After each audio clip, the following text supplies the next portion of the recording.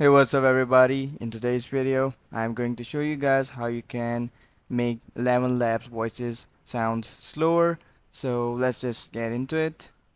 And in case you don't have an Elevenlabs account, I will provide a link in description as well. You guys can go and sign up from there.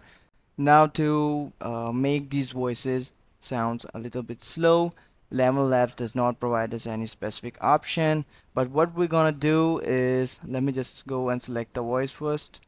Here select text to speech, and here as you guys can see I have written this text here.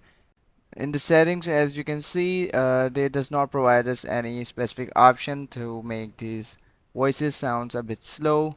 So what we're gonna do is we will decrease the similarity, and we'll just go here and add a bit dots between them. Now these dots will put some pauses in between and would slow the voice.